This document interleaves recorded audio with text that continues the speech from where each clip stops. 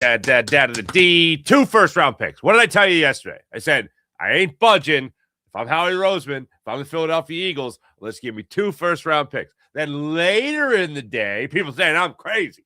Then later in the day yesterday, DJ Moore gets traded for a second and a 5th-round pick to go back to the Buffalo Bills, to go back to his former offensive coordinator in Carolina, under whom he enjoyed success individually in Carolina under Joe Brady, who's now the head coach of the Buffalo Bills. A.J. Brown could reunite with his former head coach, another reunion nonetheless. I ain't doing it unless you're coming to the table ready to talk about 2 first-round picks. Give me a first and a second, and we can have a conversation. But right now, Howie Roseman, all the cards. You have all the cards. You have all the cards. You want other people's chips, you can certainly get them. Because here's what a lot of people just people I think are really having a tough time with this. The Eagles do not want to trade A.J. Brown. That is real. That is not just gamesmanship. It isn't Howie. Maybe Howie is overselling it how much they love him, but he's not overselling that they want to keep him. I mean, in all honesty, just like you went into Kevin Patullo, just like you went into Brian Johnson those years, you want to know that you have the best possible pieces at your disposal to see whether or not these guys can do their job. You know, that's what you want.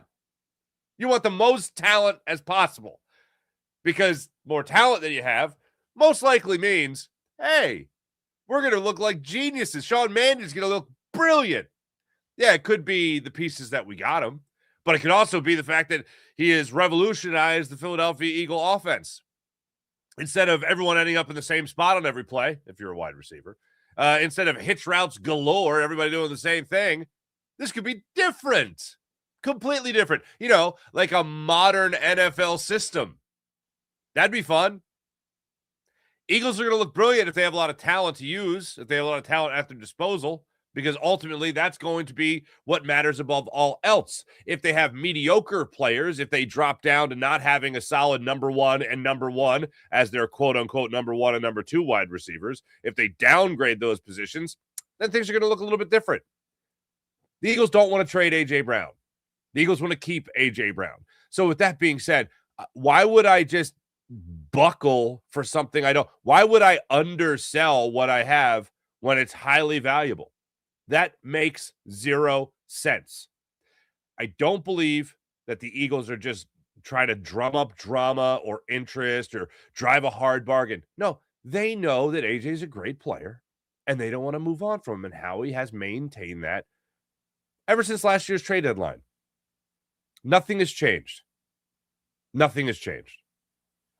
So when I saw the news that DJ Moore got traded and it brought back a 2nd and 5th round pick, I did a cartwheel. Originally, not a literal cartwheel. I mean, come on now. But originally, I just heard about the mid-round pick. And we were actually going right on to Locked On Eagle Squad with me, Harry Mays, and Louis DiBiase right around the time this was breaking. So it was all still coming together. And then it came out that it was a 2nd and a 5th. And it was just like, this is a tremendous boost to the Philadelphia Eagles and their stance and their position on A.J. Brown. Because if you're going to pay that for DJ Moore, then, and you're also talking about another reunion with a coach he's had success under, it's a very similar situation here with A.J. Brown, except a better wide receiver. And I know people are talking about, the fact that A.J. Brown got moved for less some years ago. You know, that doesn't go up when you're talking about a wide receiver it's going to be 29 years old, and then it's very soon on the wrong side of 29, the wrong side of 30, in the midst of the new deal or next deal he would sign, or next team he would play for. It goes up if the market goes up, because it's not about talent. It's like, if you've ever heard the phrase, you don't get what you deserve, you get what you negotiate. That has to do with the market. And if the market for wide receivers is what it is right now, but in large part set by DJ Moore in this trade from the Bears to the Bills, well, then the market is Howie Roseman's market. And Howie Roseman being in a seller's market is a beautiful thing. Howie Roseman not being in a buyer's market is a beautiful thing. So, if I have my druthers, A.J. Brown is back with the Philadelphia Eagles next year. he looks at Sean Mannion's offense and goes, yep, we can do this. And the Eagles have a phenomenal year. Then a distant second is the Eagles get 2 first-round picks for A.J. Brown for the Patriots. And the other thing you think about is, no one's going to give up 2 first-round picks. Hey, look, first-round picks are first-round picks. I get it. But these are the Patriots. They're going to be pretty damn good with A.J. Brown as a wide receiver catching passes. They're going to be better than they were with Stephon Diggs catching passes because A.J. Brown's a better wide receiver, and Drake May is going to be slinging it to him. Yeah, you're going to be looking at late first-round picks here. So for the people that want to devalue it, it's already on the back end of the first-round pick scenario. So the Patriots might look at it as, yeah, it's going to be late first-rounders anyway, so we're going to get this receiver here? Yeah, we'll do the deal. Now, I don't think it happens. I think if the Eagles do end up moving on from him, I'm just saying that's where you start the negotiation. So that way you can maybe get a first and a second. I heard Adam Schefter on with Pat McAfee yesterday use the phrase, no way in hell. I think he said I don't think there's a chance in hell that the Eagles trade A.J. Brown and the deal not include getting a first-round pick in return. And I have to say, I agree with him. It makes no sense, especially right now. The league year officially starts next week. Why right now would the Eagles be like, yeah, we're just looking to move on from him? Like, did you really expect Howie to say that? Have you met Howie? Have you listened to Howie? Have you not seen his work? Yeah, we just kind of want to move on from him. What do you expect, the Dave Dombrowski from Howie Roseman? Hey, what are you going to do with A.J. Brown? A player who's under contract. One of the best wide receivers in the game. Oh, we'll see. I love it. This is such a great spot for the Eagles to be in. Because, let's see, the win is they keep A.J. Brown, and they have 2 stud receivers on their squad still with Devontae Smith and A.J. Brown, or they move on from A.J. Brown, and they get a first and a second. That's good. That's very, very good. Oh, and they still have a stud wide receiver in Devontae Smith. That's good. I still look at it also, though. Again, that's why my number one choice in all of this is AJ just stays here, because I look at this and I see the Eagles have this window still with Jalen Hurts and hopefully still AJ Brown and Devontae Smith and Saquon Barkley and Vic Fangio still being here as your defensive coordinator. They have this window of opportunity to go back to another Super Bowl. Now, as we have seen in the past, I mean, look, the Chip Kelly, the final year of Chip Kelly, everyone thought the Eagles, Rome was burning essentially. And it's going to be so long for the Eagles do anything with it. They won a Super Bowl 2 years later. So the turnaround can happen rather quick in the NFL. You look no further than going from Chip Kelly to Doug Peterson, or Chip Kelly to Doug Peterson, Doug Peterson, Nick Sirianni. I mean, you're talking about 3 Super Bowl appearances in an 8-year span. It can happen. And there are some down times along the way. But, yeah, I don't want to have to test that again. I'd rather just enjoy what I've been enjoying, which is this team playing at a very high level pretty much every other year. And when they play at a low level, they're still an 11-win playoff team. It's been worse in Philadelphia, for those that don't remember. It's been worse. I just reminded somebody the other day, and shame on me for this, but of Rich Kotite. Because they remember that Rich Kotite coached here, but what they don't remember is that Jeffrey Lurie inherited Rich Kotite. Rich Kotite at 7-2 said, it's time to start talking about a contract extension, and then went 0-7 to end the year, and he did not get that contract extension. There are far worse years than that, even, where less than 7 wins, obviously. But oh my goodness gracious, man, woof! There are some lean years here in the city of brotherly love. I mean, look how long it took them to win a Super Bowl, for crying out loud. But I don't want to have to test those waters again. I'd rather run it back as an offense. Hey, look, I hope Dallas Goedert's back. I still don't see it happening. I'd love for him to come back, but I see the Eagles drafting a tight end, and I see that being the replacement. Then I see them maybe adding a veteran in free agency that can come here and play. But I don't see how they make it all work. The other news from yesterday surrounding the Philadelphia Eagles was Lane Johnson putting out the eye emoji when it came to the Raiders being more and more likely to trading Max Crosby, and Lane Johnson posting on social media the eye emoji and atting Max Crosby. Oh, could this day get any better? Hey, look, the Eagles are going to kick the tires on Max Crosby. I don't think they're going to get Max Crosby. I think if they do anything, they're going to re-sign Jordan Phillips. Jalen Phillips. Why don't I always go to Jordan? Jalen Phillips to be here one more year under Vic Fangio, and then they hand it off to somebody else. But it's very rare that you see Howie be the guy that really doles out the picks, the big picks for the the big name that's out there. I don't doubt that he'll kick tires. I don't doubt that he'll make phone calls and all that stuff. But I don't see him pulling off the Max Crosby deal, because the Raiders are going to hold him for a ransom, similar in a way that the Eagles are going to hold A.J. Brown for a ransom. And I don't think you're going to see a player-for-player swap with picks involved. A.J. Brown for Max Crosby. And then, obviously, picks help sort the rest of it out. I don't see that happening. That's not really Howie's MO. That's not really what he does. He's usually the guy on the receiving end of a deal that he just fleeced somebody else on. So Max Crosby doesn't seem to be the guy to fit that description, especially when you talk about the heavy price tag he's going to have to pay. And similar to the Eagles, good for the Raiders. They know they're in the driver's seat here. You want them? You got to pay up. So yeah, wild day in the NFL, and I marvel at it. The NFL has 7 days or 17 things that really, really matter. They're called games. And then the rest of the 365 days, we're still talking about the NFL. God, they really know what they're doing. Philadelphia Phillies yesterday had, I think, their best game of the spring. Let's start with Jesus Luzardo. Jesus Luzardo gave me 3 innings yesterday, scoreless. 5 strikeouts, struck out the side in 1 inning. Had a fastball going at 98 miles per hour, a sinker going at 98 miles per hour. And you know what else is fun? He and JT Realmuto won 2 challenges. Home plate umpire Neon. What was it? Felix Neon yesterday was behind the plate. The only reason I say his name is to watch out during the season. That's the wrong box score. Why do I have an old box score? That's weird. I want to make sure I get his name right. I think it was Felix Neon behind the, or Neon. I don't know.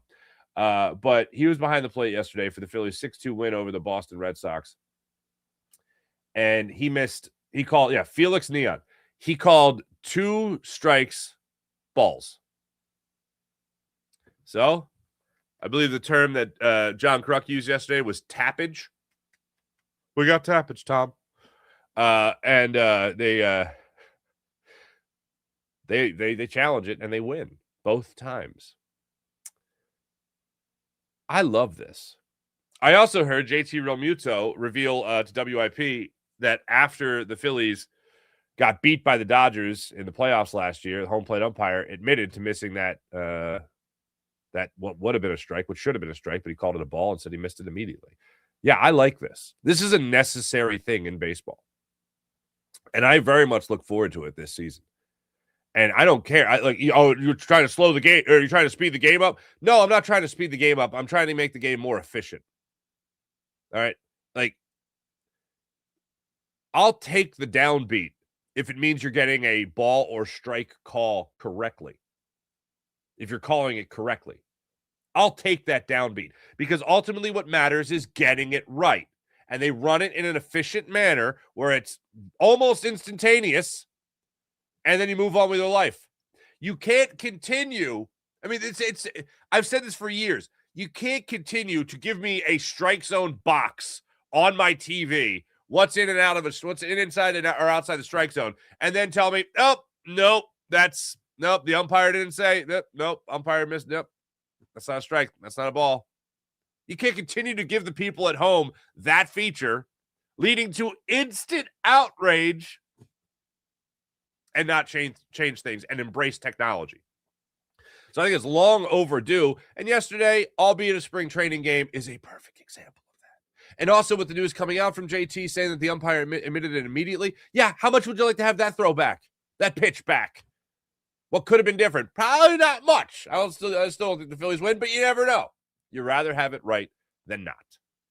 So I've been a champion of this cause for quite some time. And look, again, albeit in a spring training game, I love the fact that the Phillies were able to take advantage of it yesterday with tappage. Thank you for that, John Kruk. That's the nugget we'll have throughout the season.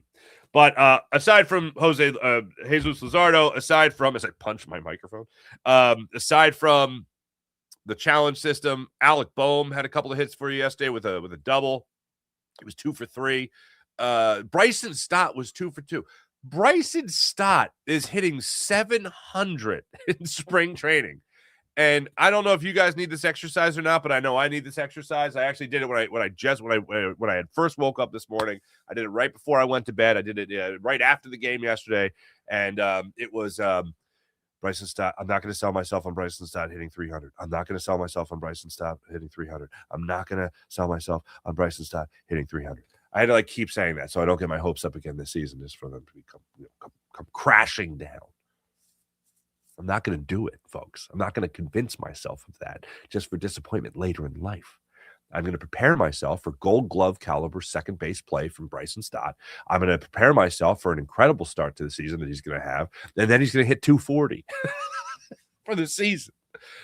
Here, one of the strangest things, another thing I'm trying to keep in mind, and I don't want to be doom and gloom and the guy's having a great spring because spring training is all about optimism. Yay!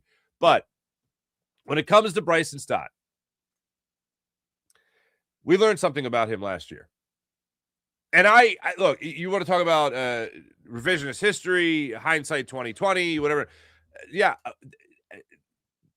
Rob Thompson moved him in the leadoff spot, and he was having an incredible season. He gets moved to the leadoff spot, downward spiral.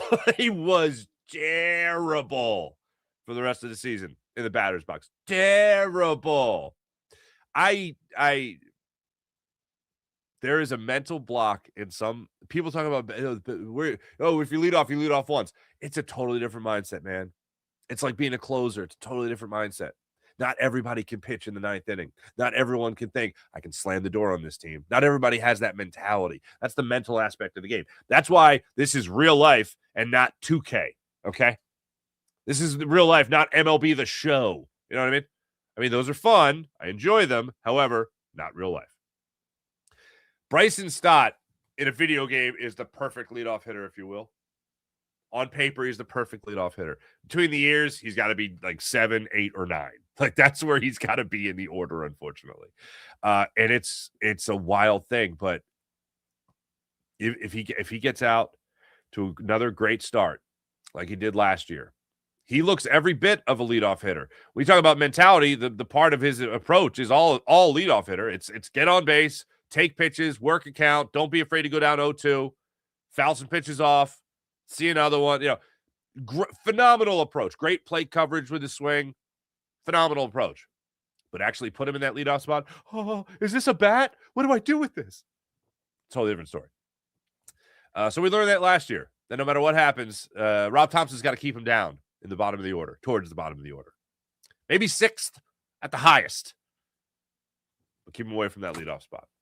I know it's against what everyone loves now, but I still just look at Kyle Schwarber and I say, how the hell is he not batting 4th in this lineup? How the hell is he not batting 4th in this lineup?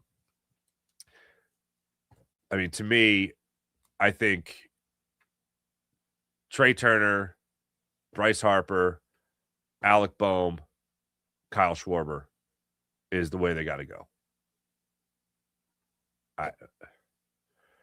But here we are. We're not doing it. World Baseball Classic seems to know. Philly is not so much. Not so much. By the way, speaking of the WBC, tonight, 8 o'clock, a Friday night edition of the World Baseball Classic featuring Kyle Schwarber and Bryce Harper playing for Team USA.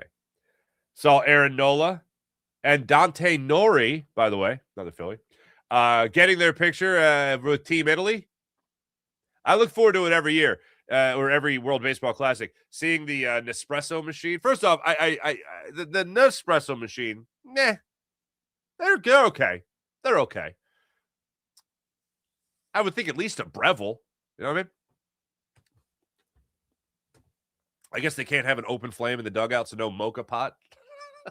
But yeah, I saw Nola get his team photo with the Team Italy and all that. That's pretty cool. But yeah, I'm really looking forward to the World Baseball Classic, and I think it's honestly because of Kyle Schwarber and Bryce Harper. It really has nothing to do with anything else. But I just look forward to seeing those guys be competitive. And I love hearing Bryce Harper and Kyle Schwarber talk about just the honor it is to play with Team USA across their chest. And those guys seem a little extra motivated this year to go out there and do something special. And, man, I will say this. You go back to even Trey Turner a couple of years ago, how much fun that was in the WBC, and just seeing how into it the fans are, man. Oh, man, I can't wait. I'm very much looking forward to it. I'll be watching tonight, 8 o'clock. Again, Team Brazil. What I did not like was what I caught the Philadelphia Flyers game last night. They lost 3-0 to the Mammoth. It's the first time they've been shut out since January. I hate to praise a head coach after they get shut out, but I have to offer this little pat on the back to Rick Tocchet. Because last night, Flyers lose 3-0. From what I saw of the game, there was just cement in their skates, just couldn't move. It's not smart. Not getting back to help out their netminder. It was just wild. Very slow. So after the game, Rick Tocchet just says, the team played a bad hockey game. And usually this is the part where a coach will say, hey, but like last night they played the Mammoth. Hey, got to give the Mammoth, got to give Utah credit. For those that don't know, Utah is a hockey team now. So anyway, Utah, you got to give them credit. Take hats off to them. They played hard, and they won the game tonight. No, not last night. Rick Tocchet goes from ripping his team to, hey, no disrespect to Utah, but I didn't think they played great either. I didn't think they played particularly great either. And he's right. They didn't look great. Flyers gave them some fast breaks, gave them some breakaways, and they cashed in on them. Pretty simple. Don't do that if you want to win hockey games. That's pretty much the way it played out last night. So Flyers, unfortunately, unable to get to a season-high 4-game winning streak. That gets halted thanks to a 3-0 loss to the Utah Mammoth.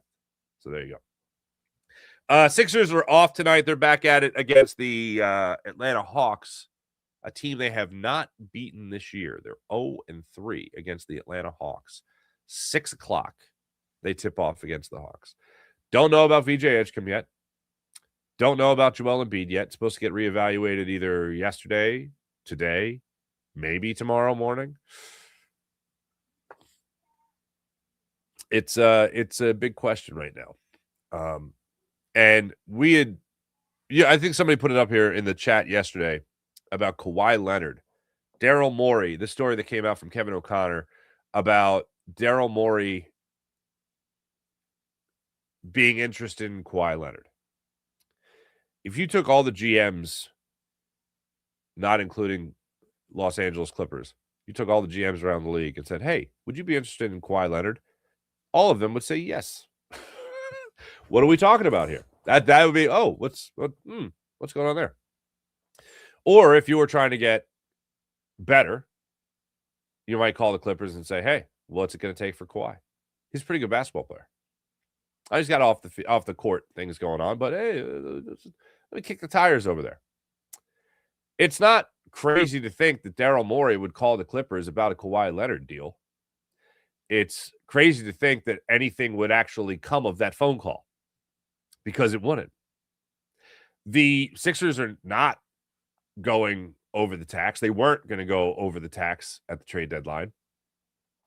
They even moved. So you mean to tell me that you would trade Jared McCain to barely get under the tax, but yet you would acquire Kawhi Leonard? The Clippers are going to take Paul George? Clippers are going to take Joel Embiid? What are we doing here?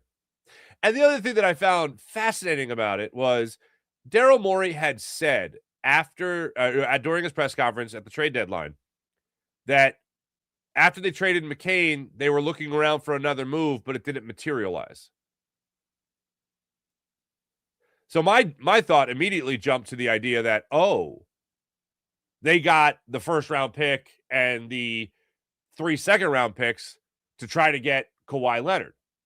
But the way Kevin O'Connor phrased it was they didn't do that, so they did this. They didn't get Kawhi Leonard, so they traded Jared McCain. How are those things at all connected? Was Jared McCain going to be the cornerstone piece to the Clippers in the deal? I guess that kind of makes sense, but then you got to throw in a hell of a lot of other things. But, when you talk about, trying to match money, wild, man. So, yeah, I think people will look at this and say, they tried to get Kawhi Leonard. Everyone tried to get Kawhi Leonard. Everyone tried to improve their team at the trade deadline. I don't want to think that things they had a shot coming out of either conference thought that they had a shot of getting Kawhi. Let me at least make a phone call. It's called due diligence. It's called doing your job as a president of basketball operations or a general manager. That's what it's called, doing your job. So Keith Pompey on our show, Locked On 76ers, had an interesting take on it yesterday, and I love this. And this isn't to say that Kevin O'Connor is some mouthpiece that's just going to put out whatever a team wants him to. Don't take that from this. I want to make sure I'm clear on this because I certainly don't believe that's the case. But I do believe that a guy like Kevin O'Connor can get information. Oh, yeah, and the Sixers even called the Clippers about Kawhi. Really? And then you call the Sixers, and the Sixers are like, did we what? Yes, we did. Thinking everyone hates us right now for trading Jared McCain, which was dumb, but, we did it. It happened. We maybe didn't expect the amount of outrage that we got over it, but how do we put out a positive story that we were trying to do even more at the deadline? Oh, here's the ticket. I got it. We tried to get Kawhi Leonard. Trying to get someone and just kicking the tires are two totally different things. One of them could even be just for the solo fact that you could say with a straight face and have it not be a lie that you called the Clippers about Kawhi Leonard. Hey, I called the closest Ferrari dealership about a Ferrari. A Ferrari's not sitting in my driveway, folks. You know what I'm saying? I call. We couldn't work out a deal. They wouldn't give me one. They wouldn't lease me one for like $200 a month. I mean, go figure. Come on. But hey, it's adorable that they called. It's absolutely adorable. Daryl Morey is so cute with his little phone calls. Was it a real phone? That's my question. Was it a real phone? Was it a toy phone? Was it a Fisher-Price phone? Did it have a piece of yarn connecting the receiver to the phone itself? No, that's a way back. I mean, people might be watching this, listening right now, not even knowing what I'm even talking about. But back in the day, we had these toy phones. Well, people used to answer a phone like this. They'd answer it like this, not like that. Go figure. Oh, God. All right. Yellow. Back in the day. Anyway, that's enough of that. Let me tell you about the Gametime app. Download the Gametime app, create an account, use promo code Farzy, and get $20 off your first purchase with the Gametime app. Want to go to the game, the concert, the comedy show? Download the Gametime app, create an account, use promo code Farzy, get $20 off your first purchase. How about PHL Sports Nation, Philadelphia Sports Nation, enhancing your Philadelphia sports fan experience across all social media and blogs? That's PHLSportsNation.com. And how about our friend Brett over at Sky Motorcars, SkyMotorcars.com? Check out Brett's amazing inventory at SkyMotorcars.com. Let's get into the chat. Check and see how you wonderful people are doing on this fine morning Friday. Happy Friday, everybody. Rye, what's going on? Can't wait for a WNBA Friday. There you go. Leave me alone. Hello. Jimmy, what's going on? April. Hello, April. Kevin, what's popping? Jason, morning, everyone. Happy Friday. Sean Chuck Kilrain, what's going on? Ooh. Eagles expected to have interest in free agent safety Jaquan Brisker. Brisker is 26 years old, extremely versatile. Competition for Reed Blankenship. I always love the expected to have interest in the certain free agents. Look, it sucks that Drew Makuba got hurt. I would have loved more of an evaluation. You can certainly look back at last year and look at his big interception against the Chiefs and help turn the tide of that game. the Reed Blankenship scenario is an interesting scenario because it's like, are you going to pay 11, 12 million for Reed Blankenship? Or are you going to go out in the open market and try to bring in somebody else? The interesting thing is, I think Reed Blankenship is a good safety, but he's a great leader. And I can't attest, he's not my leader. I'm not on the team. I don't, like, I feel like a lot of people reach for that. Like, they want somebody to be a leader, but he's a great leader. You listen to, like, anyone from Drew Makuba to Cooper DeJean to Adoree Jackson last year. Like, these guys just talk about Jihad Campbell referenced them once as well. They love him, man. Reed Blankenship might be that, just great locker room guy type dude. And he's a good safety. I think you could upgrade the position of talent. And as I was talking about in the open of the show, talent is king. But he might mean a lot to this locker room, and they might not want to lose him. They might end up paying Reed Blankenship. But as far as Brisker goes, talented, versatility, certainly a word that comes to mind, Sean. I agree with you there. I think he would be an upgrade over Reed Blankenship as far as, playing a game of Madden, so to speak.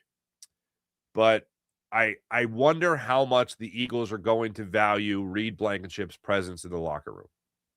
That's a big question I have surrounding Reed Blankenship and the future of the safety position with the Eagles. Sean Gillespie, good morning. Cousin. What's going on, cousin? AJ Brown is better receiver than we traded for him. Yeah, he's a Super Bowl champion wide receiver now. He should be worth more because most teams should know what kind of boost you would have if you got him. Pretty much. April, I know, it's a Friday. I figure you have a whole weekend to get over my reference of Rich Kotite. You'll be over it by tonight. You'll be enjoying a Friday night. You know what I mean? You'll be enjoying a Friday night. Crazy how Laurie inherited Rich Kotite. Laurie inherited Rich Kotite, fired him after the way that season ended, then hired Ray Roach, who got, I think, back-to-back 10-6 seasons, then unfortunately had back-to-back 6-10 seasons and got fired. But he was a coach of the year. Ray Rhodes was a coach of the year. By the way, if you ever get a chance to meet a player that played for Ray Rhodes, ask him about Ray Rhodes' locker room speeches. And just let me know if they say the phrase, I can't tell you everything, but basically, because, man, you put in a recorder and then you play that for anyone outside that room out of context. Oh, baby. I've heard stories.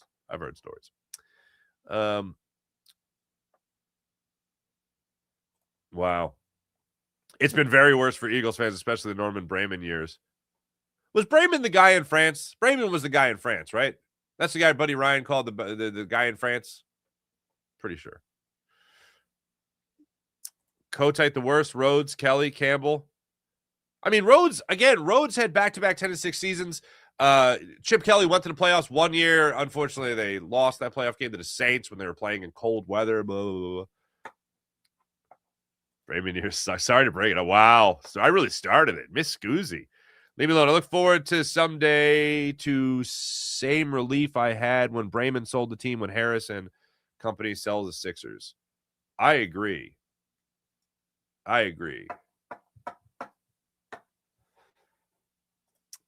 AI home plate umpire, Farzy says yes. Now hold the phone. The phone reference. I was just thinking of what would be an older reference. What could be an old reference for a cell phone?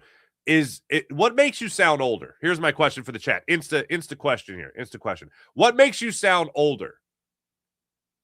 Car phone or mobile phone? Oh, yeah, it was on the car phone. They'll call me on my car phone. Because cell phone, wildly accepted. I mean, that's what it is. I mean, it's just the phone now. You have your phone. Louis C.K. actually has a whole bit on that. But anyway. I mean, rotary phone is just like, you might as well be talking about ancient Rome. We uncovered a Rotary phone. I would say mobile phone is the one that makes you sound the oldest. Mobile phone. God, that was Sports Talk Radio. Mike on the mobile. Another older, oft-injured player sounds like an ideal Sixer. Oh, but anyway, I'm sorry. Rye, back to your question here. AI home plate umpires. No, that's too much. There is a line. I'm not willing to go across. AI umpires, no thank you. But balls and strikes, being able to challenge them, hell yeah. Because, I mean, I forget what it was. The home plate umpire percentage is still pretty damn good at being right. But at the times that they're wrong, like anything else, hey, a little tappage.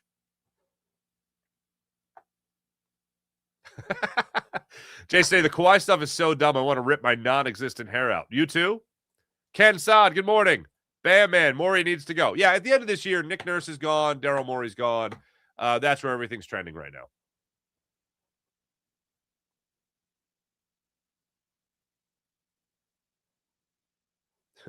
It's like asking for a credit card with bad credit. That's another way to put it.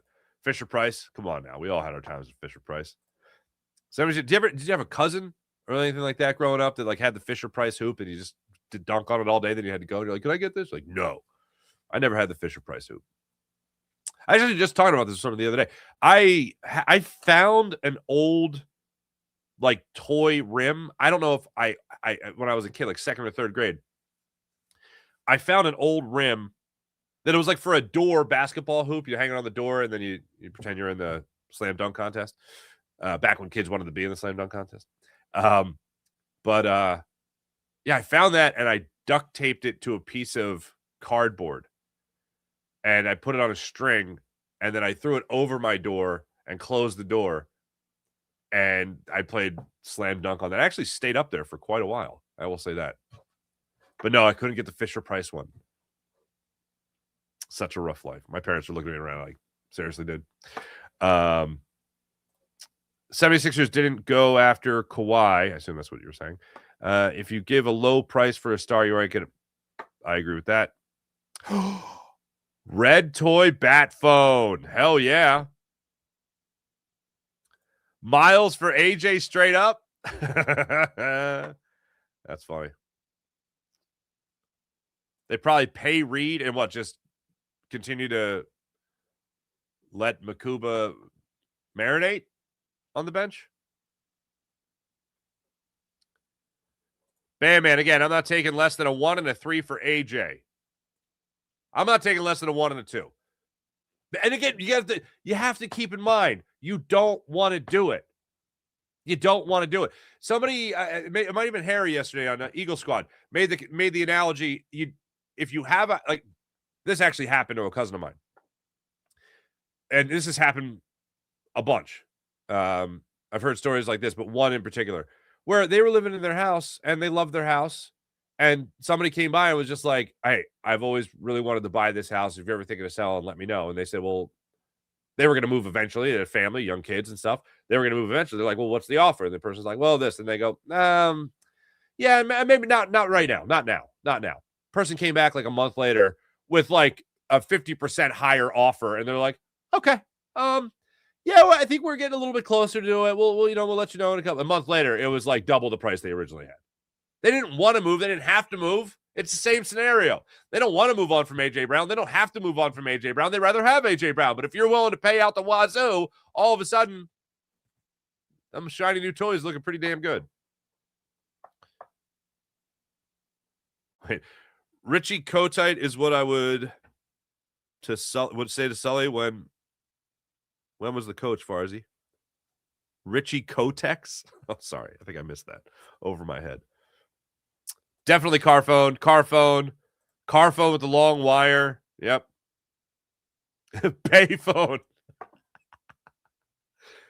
I the last payphone I ever saw, the last payphone I've ever seen, I should say, Lambeau Field.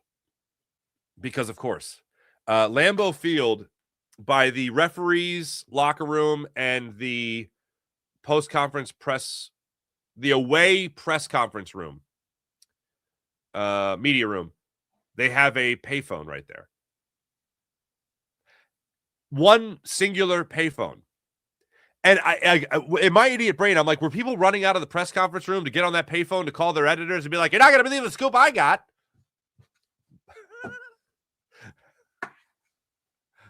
Bart Starr stubbed his toe. Can he go on Sunday? I don't know. Car phone makes you sound like a pretentious jerk. Huh. I mean, pretentious. I think cellular phone is how you call me on my cellular. That to me is more pretentious. Car phone to me, if I said call, if someone said, yeah, call me on my car phone, I'd be like, are you Zach Morris? Like, what do we, even he had a cellular. I mean, he was walking out of the car with it. You know, that's wizardry. The phone booth, another great one. Payphone, even more. Somebody reminded me recently of the 1-800-COLLECT commercials, which were all the rage. Or 1-800-COLLECT, where you call collect and you would just say, I'm done practice, and then your mom or dad would come pick you up. And if that's all you had to do, and then you just hang up the phone, you don't have to pay anything. We cracked that code as a society, people. Without payphones, we're just Clark Kent changing to Superman. That's great. I'm glad we could reminisce. We're all having fun. It's a Friday. Everybody. Thanks for watching. Thanks for listening. My name is Mark Farzetta. This is the Farzy Show presented by MyBookie, mybookie.ag. I hope you guys have a wonderful weekend. And hey, 10 o'clock today, me and Keith Pompey, Locked On 76ers. Saturday night, we just started the postcast again for the 76ers as well. Yours truly on Locked On 76ers YouTube channel, giving you a quick 15-minute, 20-minute reaction to the game. Don't think I'm going to go Saturday night, so try not to miss me too much. Thanks for listening. Thanks for watching. Have a great rest of your day, everybody. My name's Mark Farzetta. Make sure you like and subscribe to the Farzy Show. Back with you guys on Monday. See you then.